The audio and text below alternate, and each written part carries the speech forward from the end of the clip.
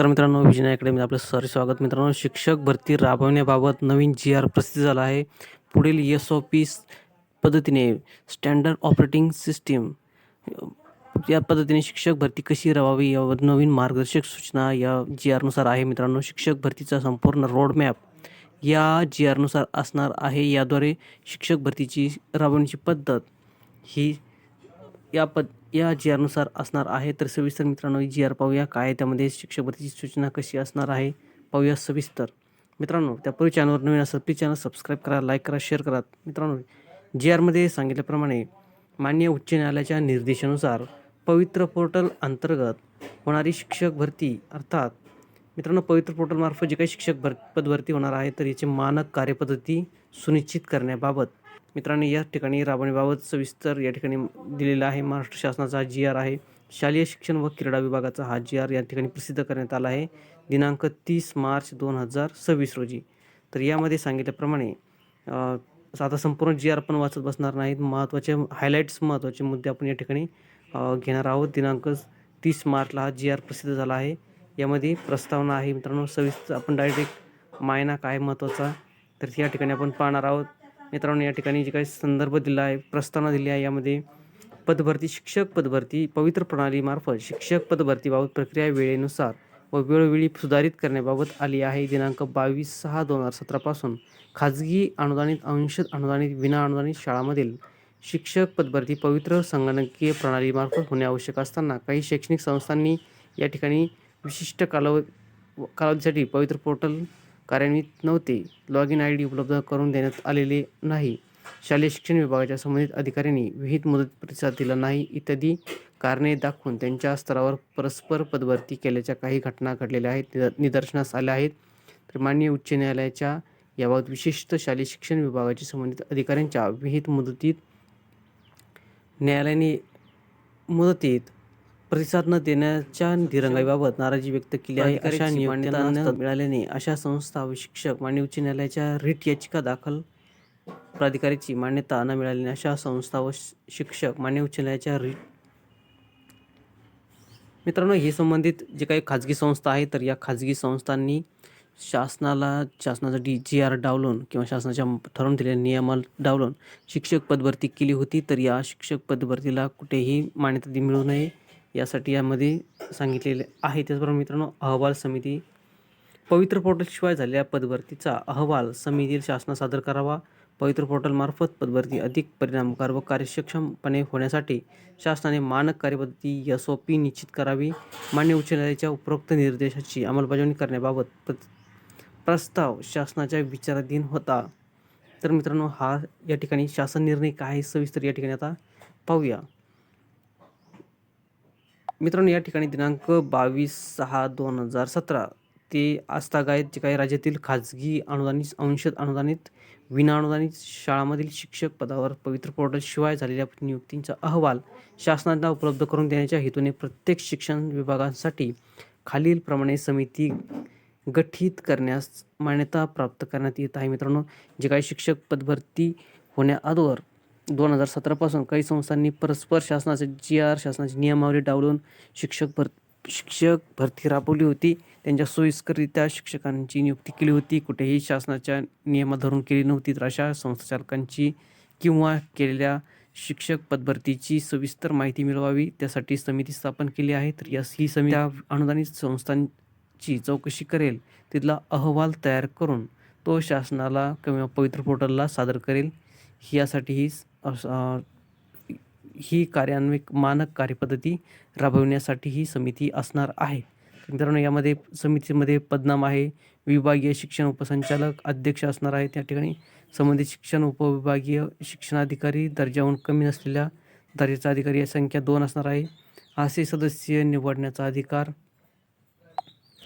समितीच्या अध्यक्षांना असेल. त्यानंतर 22/6/2017 रोजी व त्यानंतर नियुक्त झालेले शिक्षक ज्यांचे वेतन शालार्थ प्रणालीतून अदा केले जाते अशा शिक्षकांची जिल्हानिहाय व शाळानिहाय माहिती त्या समित्यांना उपलब्ध करून देण्याची जबाबदारी राज्यस्तरीय नोडल अधिकारी म्हणून शिक्षण संचालक माध्यमिक यांची असेल. दिनांक 22/6/2017 रोजी व त्यानंतर नियुक्त झालेले शिक्षक ज्यांचे नाव शालार्थ प्रणालीमध्ये समाविष्ट नाही अशा शिक्षकांची माहिती समितीने संबंधित शिक्षणाधिकारी, विभागीय शिक्षणाधिकारी, उपसंचालक यांच्याकडून उपलब्ध करून घ्यावी.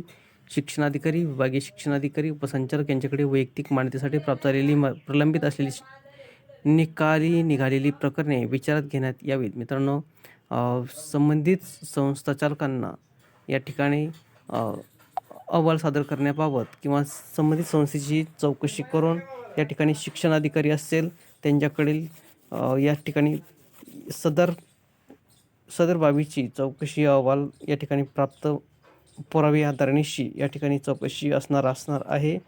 अल्पसंख्याक शैक्षणिक संस्था अनुकंप नियुक्ती विनाअनुदानित वरून अनुदानितकडे बदली, कनिष्ठ महाविद्यालयातील अर्धवेळ पदावरून पूर्णवेळ पदावर उन्नयन या मार्गाने पवित्र पोर्टलशिवाय नियुक्ती होऊ शकते. सबब अशा शिक्षकांची माहिती अहवाला समाविष्ट करण्यात येऊ नये. त्याप्रमाणे काही प्रमाणात मान्य उच्च न्यायालयाने पवित्र पोर्टलशिवाय झालेल्या नियुक्त्यांना मान्यता देण्याबाबत देखील आदेशित करण्यात येऊ नये. तर मित्रांनो, ज्या शिक्षकांची नियमाधरून नियुक्ती केलेली नाही तर अशा सर्व शिक्षकांची या ठिकाणी चौकशी होणार आहे. त्यांची नियुक्ती कधी आहे, त्यांना त्यांच्या बिंदू नियमावलीनुसार त्याचं भरलेले आहे का, त्याचप्रमाणे त्यांची कॅटेगरी, संस्थेत उपलब्ध असलेली जागा, त्यातून पदक किती आणि त्यांचा जे काही वेतन सुरू केलेली तारीख, सर्व गोष्टी या ठिकाणी चौकशीत होणार आहेत. त्यामुळे अशा बेकायदेशीर केलेल्या शिक्षक भरतीची चौकशी या ठिकाणी असणार आहे या समितीमार्फत. त्यासाठी ही समिती स्थापन केली आहे. उपरोक्त माहिती शासनास सादर करण्याबाबत कामकाजाच्या प्रभावी समन्वयाची जबाबदारी यथास्थिती शिक्षण संचालक, प्राथमिक शिक्षण संचालक, माध्यमिक, उच्च माध्यमिक यांची राहील. या कामावर नियंत्रण व देखरेख ठेवण्याची जबाबदारी ही आयुक्त शिक्षण यांची असेल. मित्रांनो, पवित्र पोर्टलमार्फत जी काही शिक्षक पदभरती अधिक सक्षमपणे पारदर्शक होण्यासाठी सदर राबवलेल्या संदर्भात शासन आदेशांनी वादीसूचनान्वये वेळोवेळी तरतूद करण्यात आलेल्या आहेत. या सर्व विचारात घेऊन सुलभ व शीघ्र संदर्भासाठी शिक्षक पदभरतीबाबतची मानक कार्यपद्धती SOP या शासन निर्णयासोबत जोडलेली परिशिष्ट अन्वयित करण्यात येत आहे. मित्रांनो, ते काही सदर GR हा शिक्षक पदभरती पारदर्शक होण्यासाठी असणार आहे. यामध्ये कुठलाही भ्रष्टाचार किंवा बेकायदेशीर शिक्षक भरती झालेली असेल तर याची चौकशी करून ती वेळीच त्यामध्ये बंदोबस्त करणे, शिक्षक भरती व्यवस्थित आणि पारदर्शकपणे पार पाडण्यासाठीही हा GR महत्त्वाचा ठरणार आहे. मित्रांनो, यामध्ये शिक्षक अभियोग्यता बुद्धिमत्ता चाचणीची घोषणा झाल्यानंतर सर्व शैक्षणिक संस्थांनी बिंदू नामावली अद्ययावत केली आहे व संच मान्यतेनुसार रिक्त जागांची संख्या निश्चित केली आहे याची देखील संबंधित अधिकाऱ्यांनी खात्री करून घ्यावी. पवित्र पोर्टलवर संस्थांना लॉग इन करण्यासाठी सुविधा उपलब्ध करून दिल्यानंतर सर्वप्रथम बिंदू नामावली सक्षम प्राधिकाऱ्याने सादर केली जाते. सक्षम प्राधिकाऱ्याने सदर बिंदू नामावली तपासून ती मान्य अथवा अमान्य करावी लागते. ही कार्यवाही कोणत्याही परिस्थितीत या संदर्भात विहित केलेल्या कालावधीत होणे आवश्यक आहे. ज्या संस्थांची बिंदू नामावली मान्य करण्यात आलेली आहे त्या संस्थांनी विषयासह व अन्य आवश्यक तपशिलीसह जाहिरातीचे प्रारूप सक्षम प्राधिकाऱ्याकडे पवित्र पोर्टलवर सादर करणे आवश्यक आहे. मित्रांनो, प्राप्त झालेल्या प्रारूप जाहिरातीत ज्या विषयाचे अतिरिक्त शिक्षक उपलब्ध आहेत अशा शिक्षकांच्या विहित कार्यपद्धतीनुसार या संदर्भात निश्चित केलेल्या कालावधीत रिक्त पदावर समायोजन करण्यात यावे. तर मित्रांनो, हा सर्व डिटेल GR आहे. संपूर्ण आपण GR या ठिकाणी वाचणार नाहीत. महत्त्वाचे मुद्दे या ठिकाणी आपण पाहतोय. मित्रांनो, शिक्षक पदभरतीवरचे कामकाज महाराष्ट्र राज्य परीक्षा परिषदेकडे सोपवण्यात आलेले आहे. शिक्षक पदभरतीशी संबंधित कामकाजाबाबत शैक्षणिक संस्थांना शिक्षणाधिकारी, विभागीय शिक्षण उपसंचालक यांच्याकडून अपेक्षित प्रतिसाद विहित मुदतीत न मिळाल्यास ही बाब आयुक्त महाराष्ट्र राज्य परीक्षा परिषद पुणे यांच्या निदर्शनास ईमेलद्वारे आणण्यात यावी. मान्य उच्च न्यायालयाने फारशा प्रसिद्ध न झालेल्या व नगण्य खप असलेल्या वृत्तपत्रात या जाहिराती प्रसिद्ध करण्याच्या नियुक्ती प्राधिकाऱ्याच्या कृतीबाबत देखील तीव्र नाराजी व्यक्त केली आहे. या अनुषंगाने मित्रांनो, शिक्षक पदभरतीची जी काही जाहिरात आहे ती जास्तीत जास्त खप असणारे वृत्तपत्र सादर करावी अशी या ठिकाणी सदर न्यायालयाच्या शिफारसीनुसार ही करावी अशी या ठिकाणी शासन निर्णय आहे. पवित्र पोर्टल जाहिरात प्रसिद्ध झाल्यानंतर सदर जाहिरात संक्षिप्त रूपात सर्वाधिक खपाच्या स्थानिक 2 वृत्तपत्रांमध्ये त्यामध्ये किमान एक मराठी भाषेतील प्रसिद्ध करणे संबंधित संस्थेस आवश्यक असेल. संस्थेच्या शाळा जिल्ह्याच्या महसूल विभाग बाहेर असल्यास संस्थेला अशी जाहिरात अनुक्रमे विभागस्तरीय व राज्यस्तरीय वृत्तपत्रामध्ये प्रसिद्ध करण्यास आवश्यक राहील. यादीबाहेरील वृत्तपत्रात जाहिराती दिल्यास संबंधित संस्थेची पोर्टलवरील जाहिरात तत्काळ प्रभावाने रद्द करण्याची कार्यवाही सक्षम प्राधिकाऱ्याने करावी.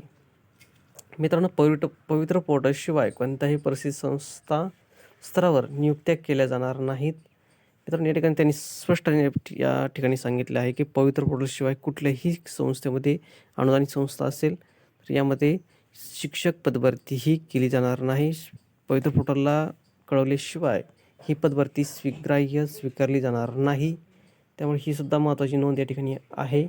अशा नियुक्त्या करण्यास आल्यास त्या कोणत्याही परिस्थितीत मान्यता दिली जाणार नाही व संस्थेविरुद्ध यथोचित नियमोचित कारवाई करण्यात येईल याची नोंद संस्था चालकांनी घ्यावी. तर मित्रांनो, हा होता GR या शिक्षक पदभरती स्टँडर्ड ऑपरेटिंग सिस्टीम.